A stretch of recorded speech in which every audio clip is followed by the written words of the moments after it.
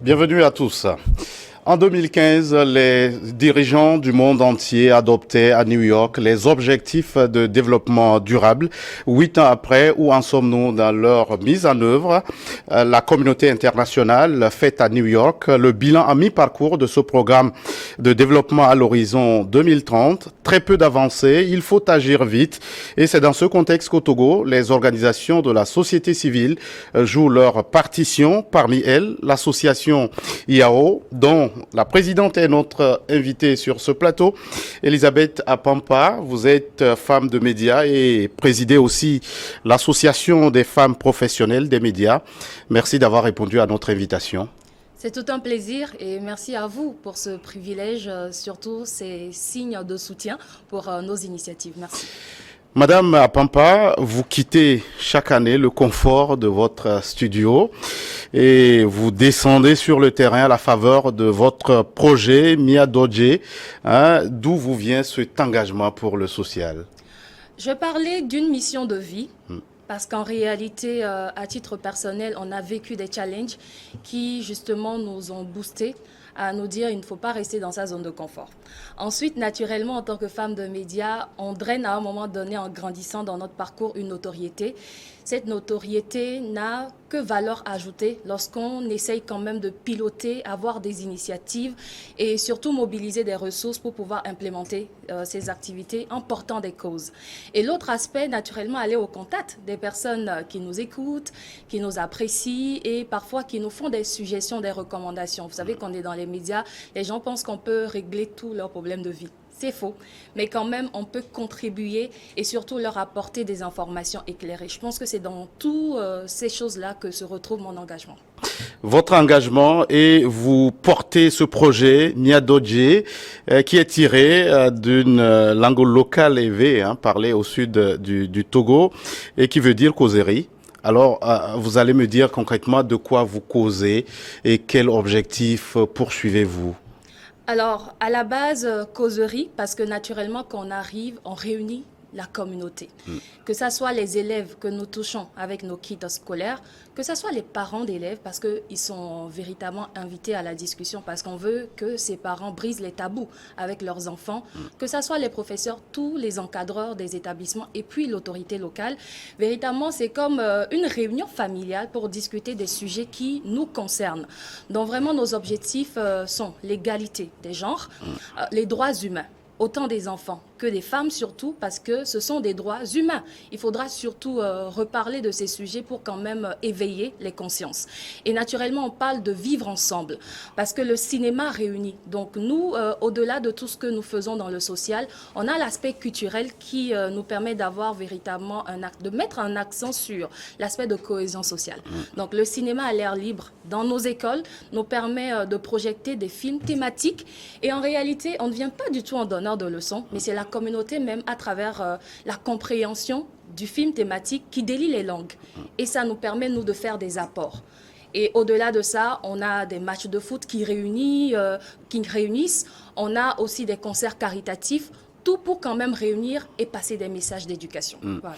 Avant que l'ONU n'adopte en 2015 les ODD, vous étiez déjà sur le terrain et cette année vous organisez la 8e tournée. Alors, quand vous jetez un regard rétrospectif, qu'est-ce que vous voyez de positif qui vous satisfait?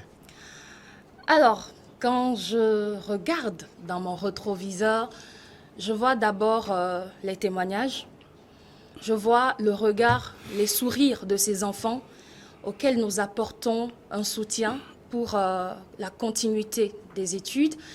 Et surtout, on leur demande de persévérer dans ces études. Je vois un impact positif, honnêtement.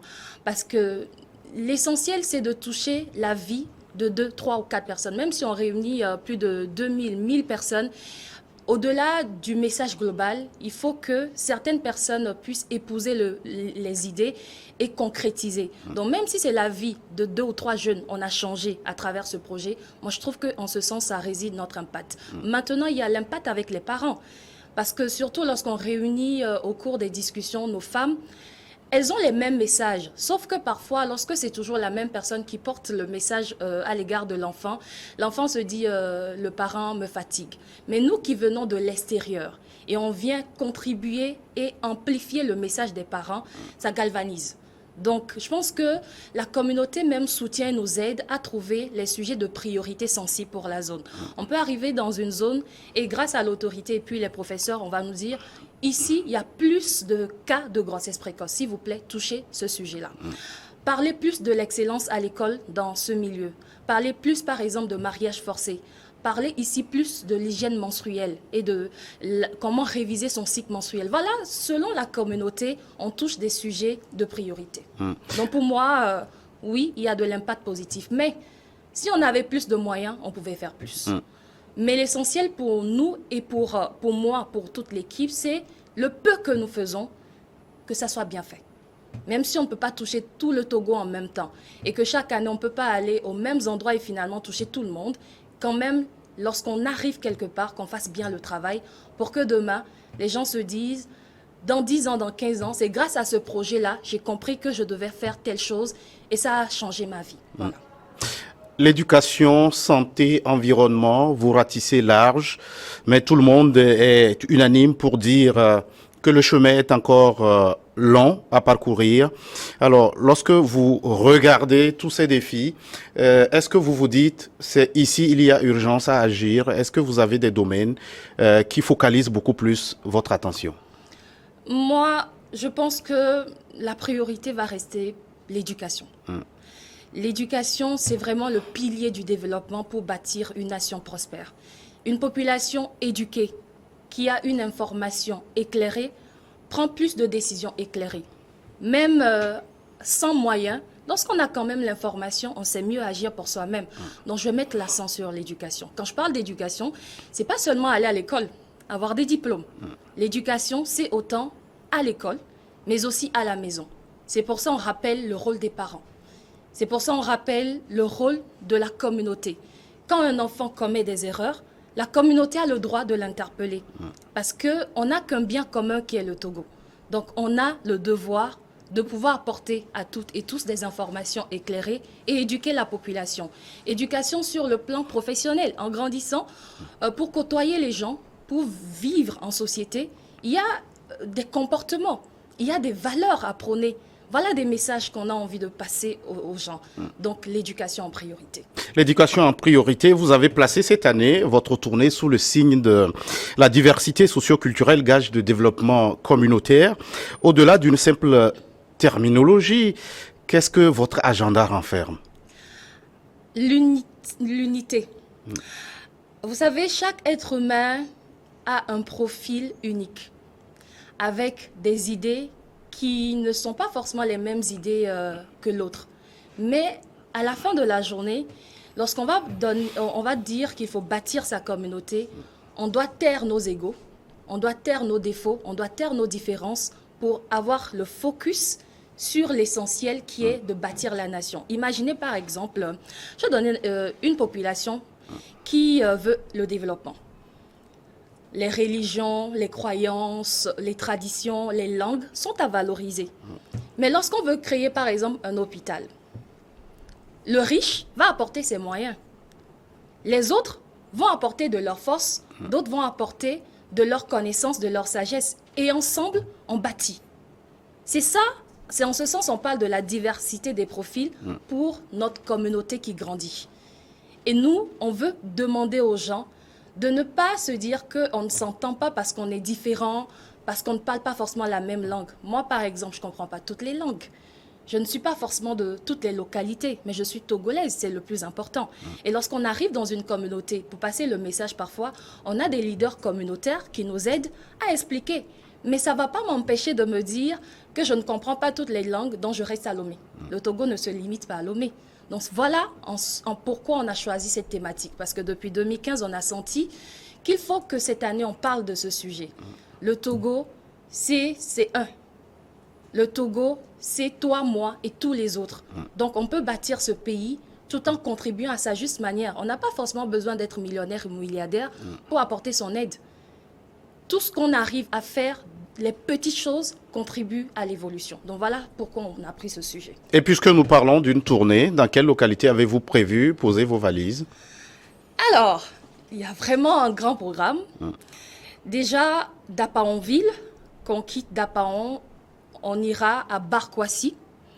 Après Barkwasi, on fera Mangoville. Après Mangoville, on va travailler dans Tchaoudjo 1. Après Tchaoudjo 1, on descend à Blita. Après Blita, on va faire Agné 1, Agné 2. Après Agné 1, Agné 2, on va se retrouver à Amou-Oblo. Après Amou-Oblo, on va faire une petite activité sur Atakpame.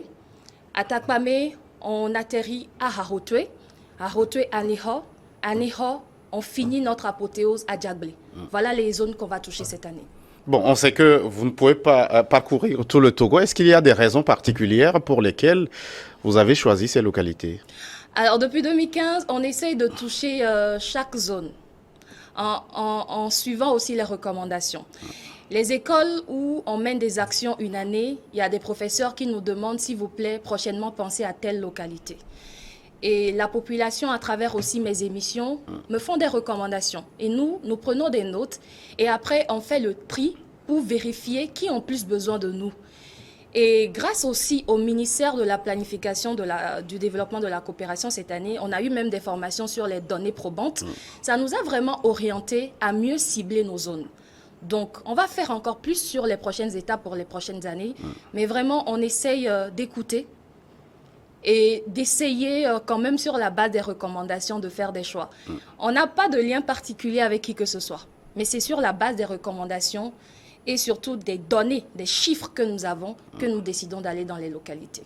Et à l'aube d'une nouvelle année scolaire, la distribution des kits scolaires est au cœur de cette tournée. Quel est le profil de vos bénéficiaires et vous comptez toucher combien de personnes au terme de cette édition? L'ambition, comme l'année dernière, c'est 10 000 kits scolaires. Et le profil des bénéficiaires, nous faisons la promotion de l'excellence dans le parcours académique. Donc, lorsque nous arrivons dans une école, nous ciblons d'abord les 5 meilleurs des classes. Après, c'est une manière de dire aux autres, prochainement, donnez-nous ce challenge, que ce soit toute la classe qui mérite des cadeaux supplémentaires et que nous, on vous demande même pardon pour dire on n'a pas prévu autant parce que même le dernier a une grande moyenne. C'est d'abord ce message particulier en donnant aux méritants. Maintenant, on fait quoi? On pose des questions aux encadreurs. Quels sont ces enfants dont le revenu économique des parents n'a pas permis véritablement d'octroyer des fournitures scolaires au niveau adapté à ces enfants, ou véritablement, pour l'instant, n'ont que peut-être des sacs de riz, comme sacs à dos, etc. Donc, on fait la liste aussi de ces enfants et on distribue des kits aussi à ces enfants. Donc, on a 2 phases. D'abord, les méritants des classes pour promouvoir l'excellence, mais à côté, on veut une égalité de chances pour tous. Ceux dont les parents ont déjà assez de moyens, forcément l'encadreur le sait et il nous guide pour ne pas juste donner des surplus. Mais on essaye de se focaliser maintenant sur les enfants qui ont vraiment de réels besoins en termes de fournitures scolaires. Voilà les 2 phases. Alors, et ces opérations de distribution des kits scolaires vont être arrimées à des séances de sensibilisation. Quel est le message que vous avez prévu délivrer à ces bénéficiaires, à ces élèves? D'abord, de croire en eux. Peu importe d'où on vient, même si on se retrouve au tréfonds du Togo, on peut réussir. On peut devenir demain une personne leader, excellente dans son domaine de référence. Et on parle de notre histoire. Et pour ces enfants, on leur demande de persévérer dans les études. C'est pas parce qu'on se réveille sur une natte et l'autre parle peut-être d'un grand lit, etc., dans un confort, qu'on va se comparer négativement et se dire que lui, il a plus de chance que moi. Non, il faut rêver, il faut travailler, il faut accepter ce que les parents donnent et continuer justement à les écouter, à les respecter. Nous, on vient juste pour un temps pour discuter avec ces enfants. On redonne la place des parents dans le cœur de ces enfants pour leur dire, il faut écouter les parents. Les parents ne veulent que notre bien. Et surtout, lorsqu'on réussit, on donne véritablement encore plus de mérite à notre famille. Lorsqu'on cite votre nom quelque part et vous avez réussi, c'est vrai que c'est pour le Togo, hein, mais quelque part c'est pour la famille, pour la communauté. Voilà des messages comme ça qu'on passe aux enfants. Et après, on leur demande d'être vraiment excellent. L'excellence n'a pas de prix. Si on est excellent, peu importe d'où on vient, c'est tout le monde qui viendra te chercher là où tu es.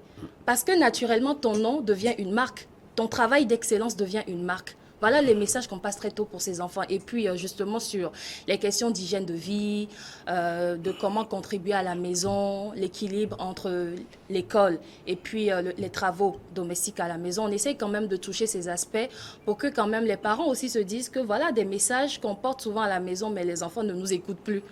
Et on essaye de contribuer. Et vous avez fait de la culture du leadership féminin votre priorité aussi. Alors, lorsque vous allez vers ces enfants, et notamment les filles, quel est le message que vous leur délivrez pour leur permettre de briser ce plafond de verre? Pour les filles, surtout, pour mes sœurs, je pense que je me mets à leur place.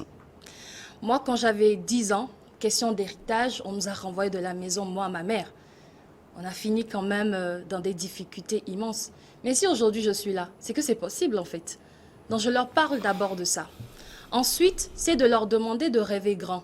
La différence entre une fille et un garçon qui réussit, au-delà peut-être de la poitrine et puis du sexe masculin et féminin, il n'y a pas de différence. Le garçon peut réussir et avoir de fortes notes. La fille doit aussi faire la même chose et réussir et viser l'excellence. On passe ce message aux filles. Ensuite, on leur demande de savoir que la fille doit travailler sur sa dignité. En grandissant, on a une dignité à valoir.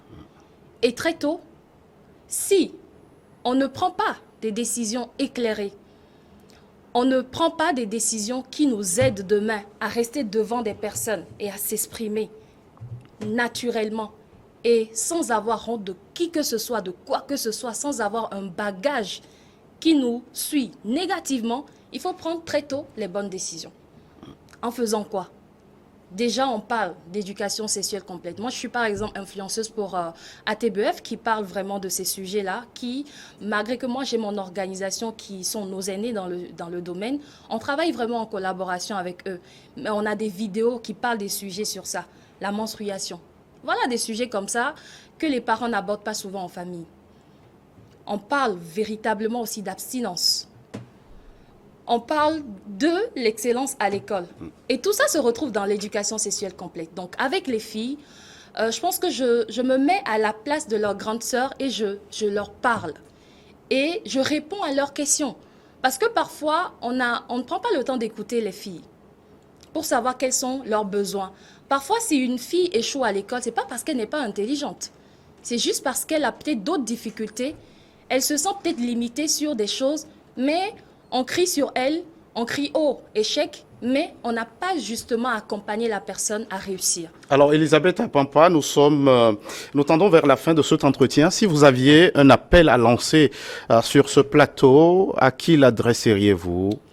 À toute la population. C'est un projet national et c'est à nous vraiment d'épouser ce projet pour aller très loin. Après, ce sont les sponsors et les mécènes. Vous avez peut-être la fibre du social, mais vous n'avez pas le temps de descendre sur le terrain. Voilà un projet que vous pouvez financer, même sur le plan technique, en termes de recommandations, n'hésitez pas. Et puis, si vous avez des kits scolaires en surplus chez vous, vous avez des tenues vestimentaires, parce qu'on octroie aussi ces dons alimentaires et tout ça aux femmes. Il y a des nécessités sur le terrain. Il y a beaucoup de nécessités. Merci Elisabeth Apampa, vous êtes femme de médias, présidente de l'association IAO. Merci d'être passée sur ce plateau. Merci à vous, merci à toute l'équipe. Merci à vous qui êtes restés à notre compagnie. À très vite pour un autre numéro de votre émission Focus.